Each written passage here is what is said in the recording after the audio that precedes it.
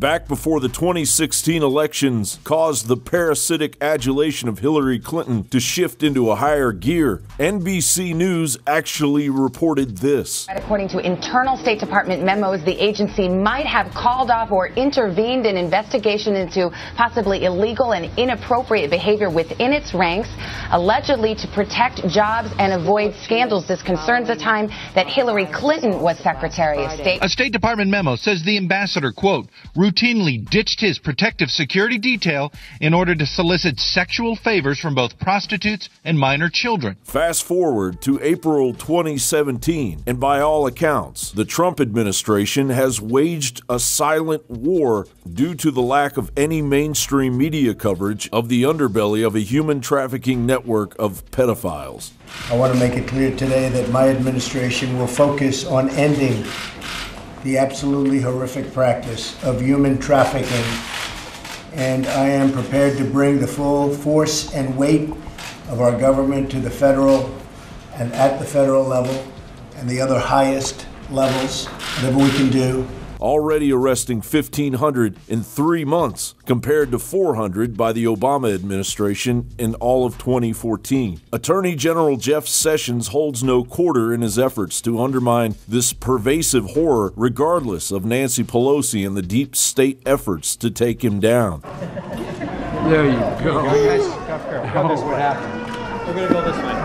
Oh, Susan. I have for over a decade been working with a number of people on pedophilia as an elite privilege. For the Democrats, it's actually an acquired taste.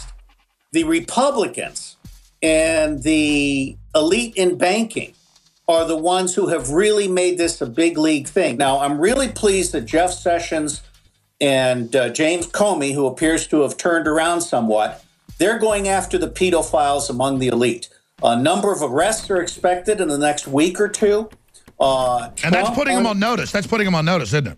Yes, it is putting them on notice. These people are extremely vulnerable. A doctor, policeman, a judge, and even a former military contractor with Dyncorp International have been hauled in. The New York Daily News reports a retired Army general who worked in the Pentagon has been hit with multiple rape charges for the alleged assault of at least one minor 3 decades ago. Major General James Grazioplene faces 6 charges for alleged rapes that happened in 1983 and 1989. If convicted, he faces life in prison and the loss of his pension. Of course, Dyncorp is no stranger to allegations of abusing children. The president called for the punishment of those involved in this horrible business. But at the very moment of that speech, Dyncorp was exposed for having been involved in the buying and selling of young women and children. While all of this was going on, Dyncorp kept the Pentagon contract to administer the smallpox and anthrax vaccines.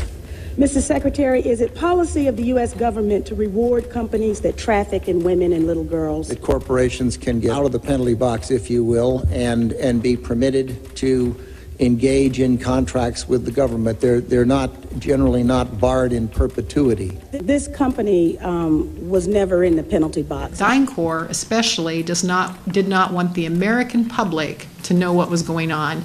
All of the publicity that took place, the majority of the publicity that took place in my case, took place in Europe and overseas, because I had to sue Dyncorp in the United Kingdom because my contract was governed under the laws of England.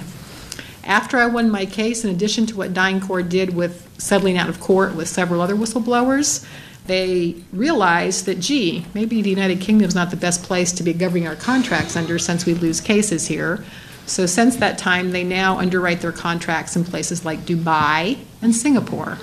Recently, Ronald Bernard, a Dutch banker who put in years of hard work to rise to the heights of the most exclusive elite financial network, shared his experiences. Nowadays, we still talk about 8,000 to 8,500 people in the world who run the entire world. Let's put it this way, I was training to become a psychopath, and I failed. These people, most of them, were Luciferians. But then, at some point, I was invited, which is why I'm telling you all this, to participate in sacrifices. That was the breaking point.